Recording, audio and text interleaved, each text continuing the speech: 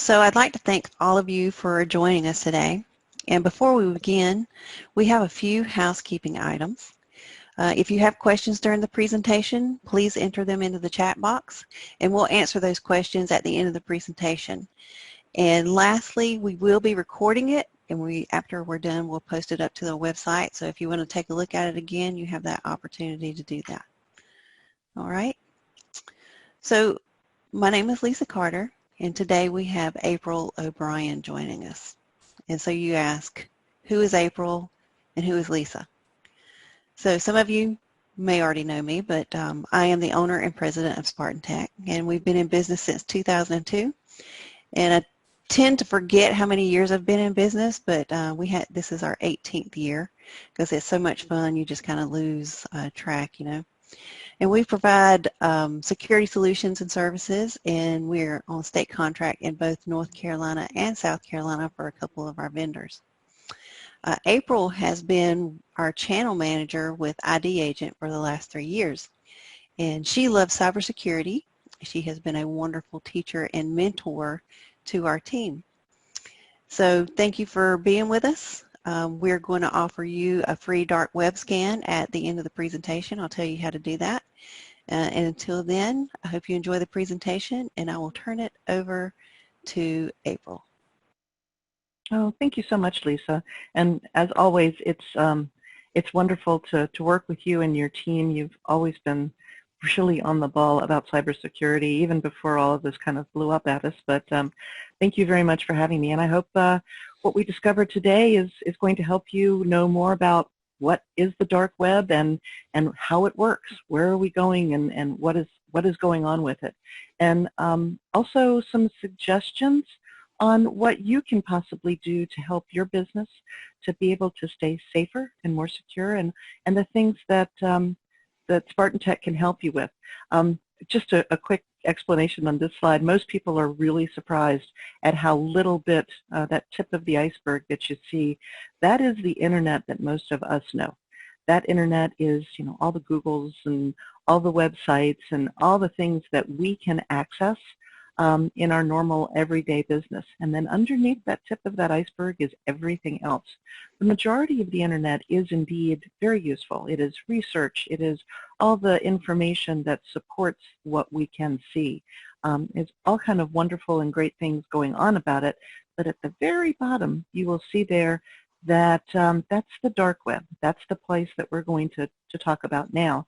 And you can see it's actually, that's interesting, it's gotten a little bit bigger than what we all know and love over the years. The dark web is where cyber criminals indeed do drug sales and gun sales and exchange criminal money, but more and more so they are also buying and selling compromised credentials. And a compromised credential is, well, that's you. That is your business, your emails, your information that they are selling on the dark web to be able to make money, and that is the bottom line. So getting into it, you know, people say, well, how do all these breaches happen? You know, you hear about it, but what do they actually do?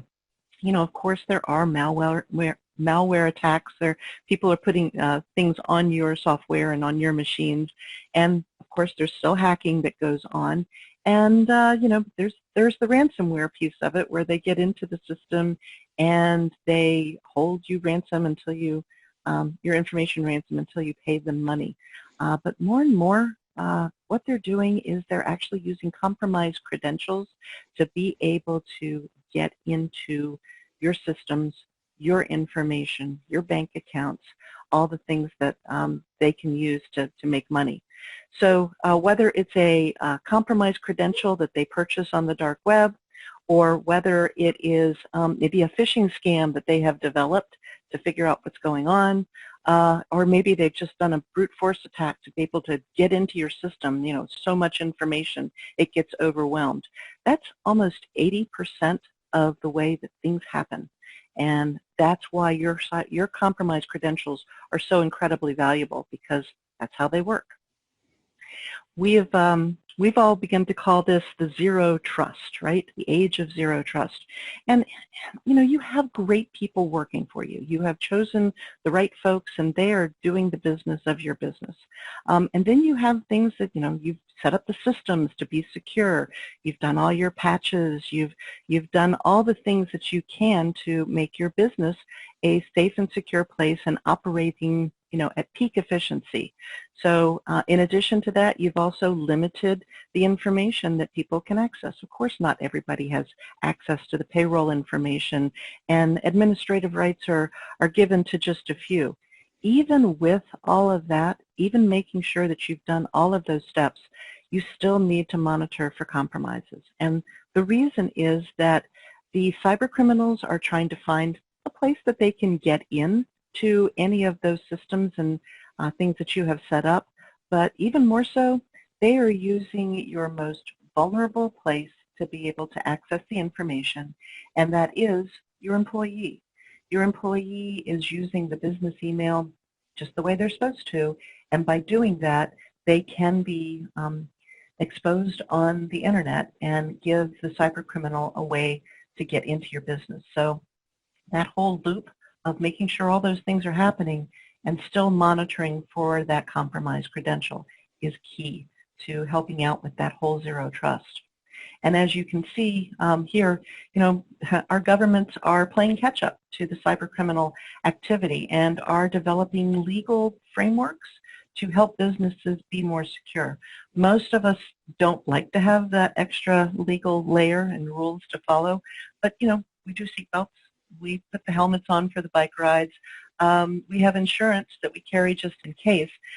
With all of those things, it is a legal requirement that we do them. And it's our government trying to keep our businesses safe, the employees of those businesses safe, and the customers. So Europe has led the way with GDPR. They have uncovered a whole lot of activity and are taking steps to make sure that they can stay safer and have rules in place. California's law is a little bit more of a big business sort of look, but I think that's going to change a little bit as well.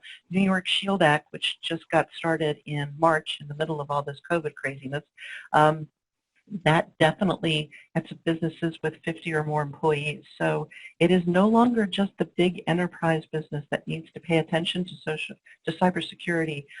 It is every small business because, well, you are the target of the cyber criminals, and our governments are just starting to realize that you need some guidance and maybe some rules to stay in place to keep us all safer.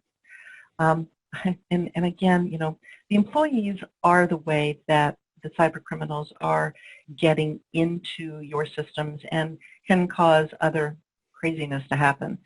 When your employees are using their work email just the way they're supposed to, like on the websites below, they may be ordering office supplies, or they're doing payroll to get everybody money when they need it, and booking travel whenever we can do that again. They're using their business credentials just as they're supposed to.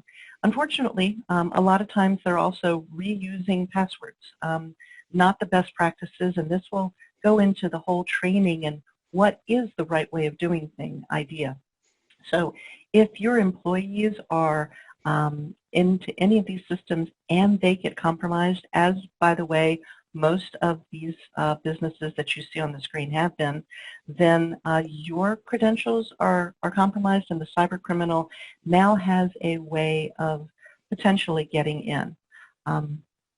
SpartanTec does have access to our dark web monitoring, where you can keep an eye on things that have been exposed on the internet and that cyber criminals are putting up for sale on the dark web, so you can know who, when, how, why, where, all of those things have happened, so you can help mitigate and keep your business safer from the cyber attack.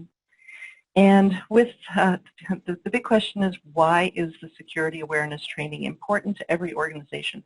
This is actually the question posed by Entrepreneur Magazine. I came across an article that was October of last year. Think of how long ago that was. But it is bringing up the point that if your employees don't know the right way to do things or the thing not to do, then they're going to keep doing the same things they've been doing. And those habits, they don't include thinking about it. They include clicking for information. You need to train your people so that they know what you expect of them and can help you keep the information safer.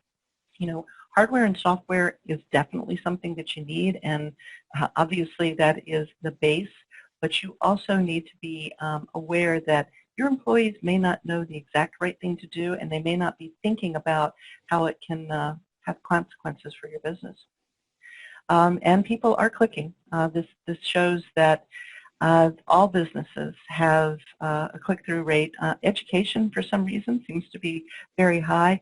And, when people are looking at emails, they don't think about it. They're looking for information. They're answering things. Salespeople, marketing departments are known for this because they're always looking and talking to new people. They may not know the person that is emailing them.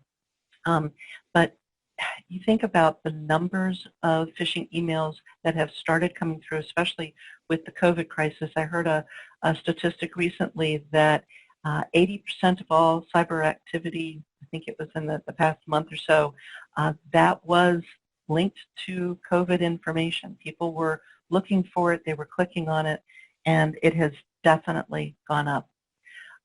One of the things that I don't know that everybody realizes is that it's no longer the kid in the closet with the hoodie that is, trying to get into the systems. These are real business people, and they're running it as a real business. You look at this and, hey, this is a true ad that ran from the dark overlord, and looking for designers and system engineers with experience. And by the way, they're going to pay them a salary of $762,000, growing to over $1 million in just a couple of years. I do like the after probation period, of course, but again, this is not something that people are just playing at. This is a real business, and they're out to make real money. And they're using your money to do that. And they've gotten very good at it. You look at something like this and, hey, they're offering bank account information. And by the way, thank you for giving us a chance. They're using marketing speak. They're not just putting it out there and somebody is just clicking on it by chance. They're actually pushing themselves as a real business that is going to help the cyber criminal get the information they need. They're trying to underscore their reliability and effectiveness by making themselves look like a real business.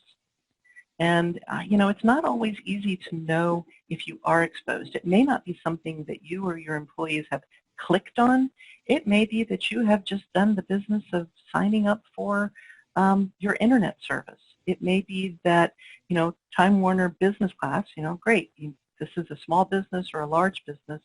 You have put your information in, and that information was exposed, and it was sold on the dark web, and it's just there for the asking. So somebody says, hey, can somebody tell me where I can find? And sure enough, there it is. It's available, and now another cyber criminal has access to that data and will be figuring out a way to use it. Another example is that some of these databases are huge. This one was actually, I think, dubbed the mega breach by the media. It was a combination of a couple of different databases, and what it ended up being was over 770 million unique email addresses and passwords.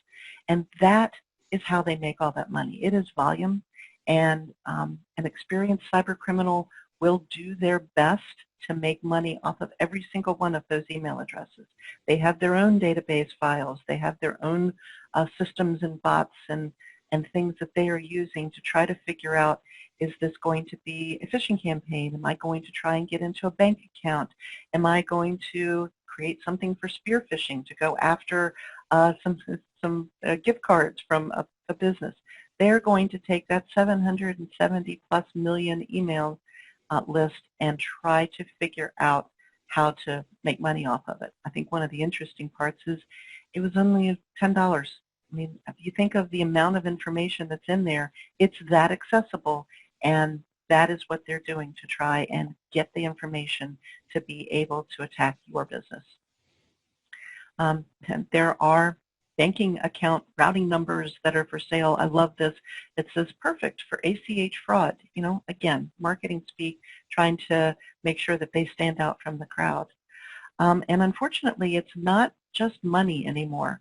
The cyber criminals have figured out that they can push the button. There's some people that have cyber insurance, others that say, oh, I've got my systems backed up, and the cyber criminals are not having anything of that.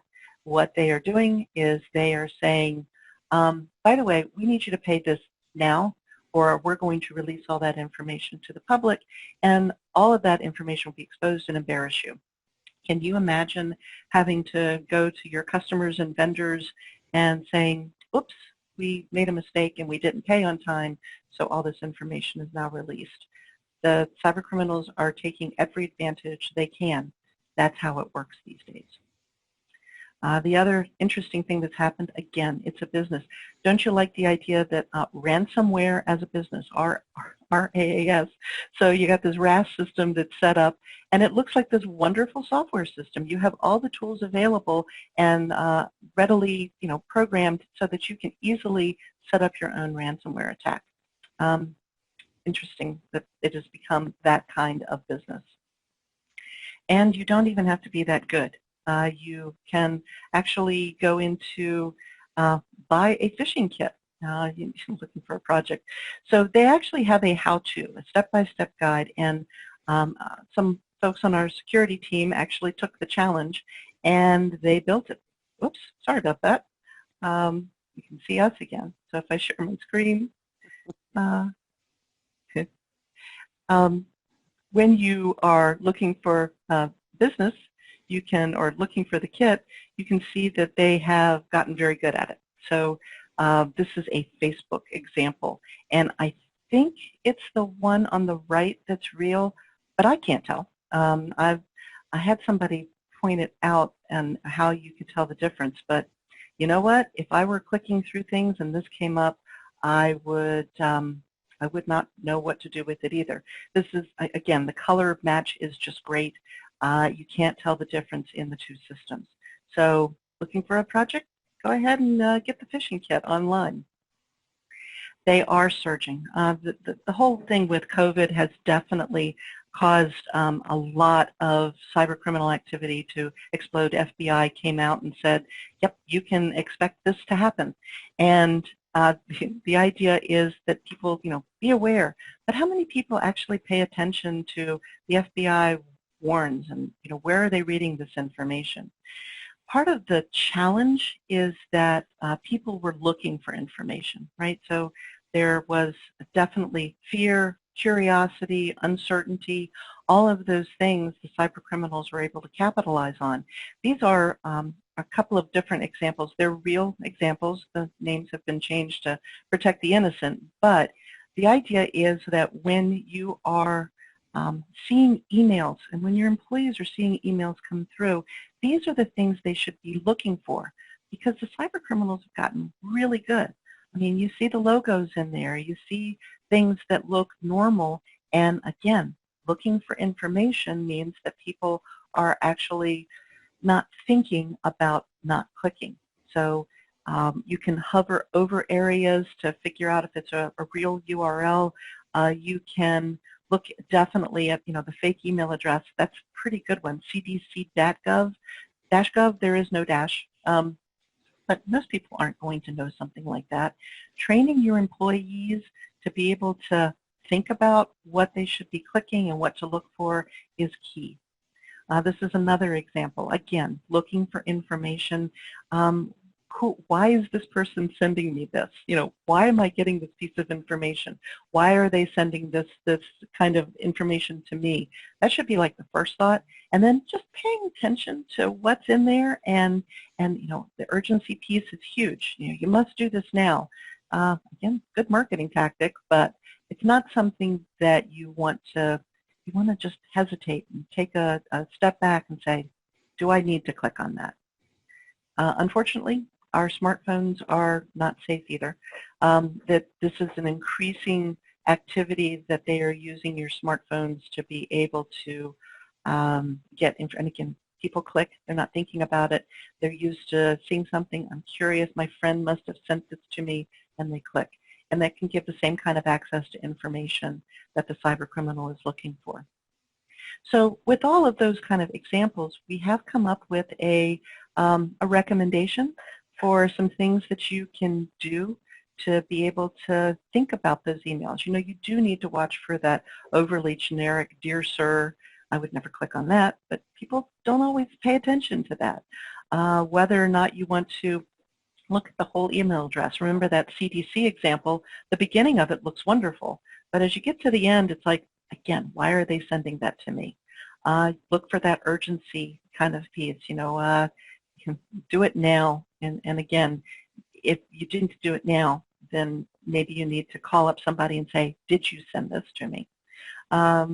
Carefully checking the links. Yes, you can hover over to see if they're real.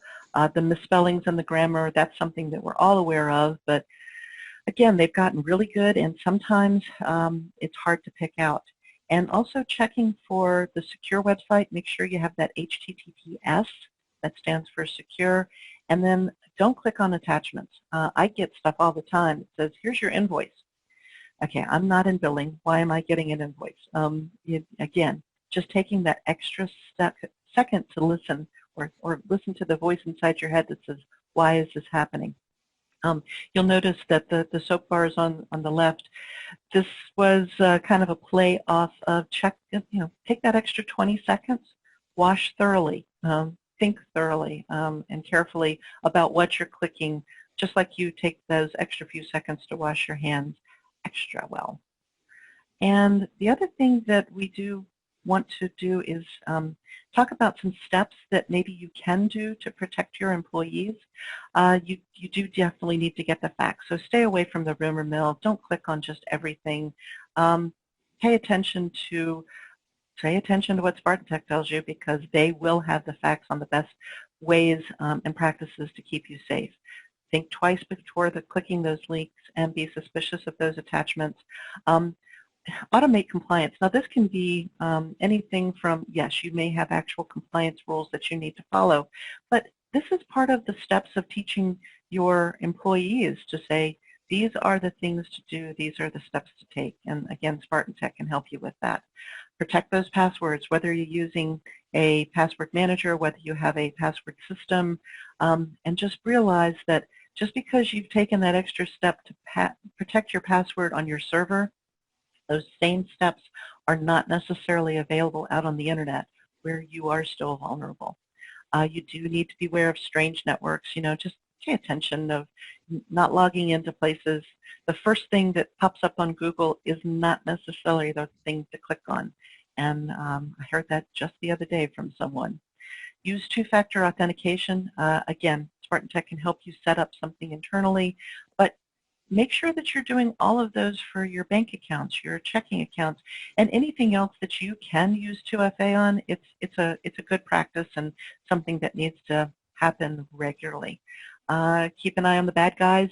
SpartanTec gets information on what breaches have occurred, and I'm sure they're sharing that information when something bad happens that's in your vertical. They will be able to share that information with you, and just stay current, keep your ear to the ground, and make sure that you understand what threats are out there and where you might be vulnerable. And above all, ask for help. SpartanTec is there to help you understand the best thing to keep you safe, whether it's from systems or whether it is monitoring the dark web. And they do have tools to be able to train and test your employees to see if that training is coming through. So ask for help, and they will be happy to do so. And Lisa, I will turn it back over to you. Okay, thank you. That was really good information, April, and thank you for doing that for us today. So Beth, do we have any questions that have popped in or populated while April was talking? We do. I want to go ahead and encourage everybody, because we are coming up on ending this webinar. If you do have any questions, go ahead and type them into me. the first question is, how often can I send out a campaign? So we have enough campaigns in the back end of this software solution that we can schedule out for the whole entire year, probably even for the next couple of years if you really wanted to. So you can send them out once a month, once a week. I don't really recommend that you do it that often, but you can if you want to. So as many times as you want to send out a campaign, we can help you set it up to do that.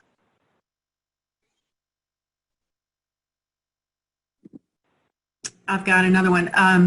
Do I send the campaign out to everyone at one time, or is there a better way to handle it? So typically with our clients, we recommend that you not send them out to everyone, because if you're familiar with that gopher effect, you have people popping up over the side. Don't click on that. So we just recommend that you send it out to a small group at a time, whether it's by department or by last name, whatever scheme it is that you want to send it out. That gives you an opportunity to see if they're actually really going to click on it, and everybody's not just popping up and preventing it from happening, because you actually want to see what they're really going to do and not what the neighbor over there tells them not to do. All right, guys, this looks like the last question. All right, do I have to set up the campaigns to go out, or does SpartanTec handle that for me? Okay. So we work directly with our clients, and we'll go through each of the campaigns and let you pick which ones you want to send out. And we also give you the opportunity to pick the duration, like if you want to do a group in June, a group in July, or if you want to do one each week in the month of June, but you send it out to a different group each time. We'll go in and we'll help you set it up, and we can schedule it out with you, so it doesn't have to be the last minute thing that we just, oh yeah, we got to go and do that today. So we'll do it for you. We just take a little bit of guidance from you on how you want it handled and just move forward that way. Is that it, Beth? Any more? Nope, there's no more. All right. Well, if you remember, I mentioned earlier that you can get we're offering you a free report for your domain. And if you're interested, you can just email me or you can call me. There's the contact information there. You can also go out to our website and take a look at the dark web page that we have on there. And there's a form on there that you can actually request one, and that will come to me directly.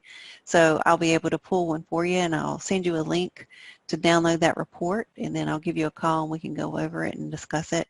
At that point, you can decide whether or not you want to proceed with the service, proceed with the phishing, anti-phishing education service, or if you don't want to. But either way, you're being more proactive just by taking a look to see what's out there for you.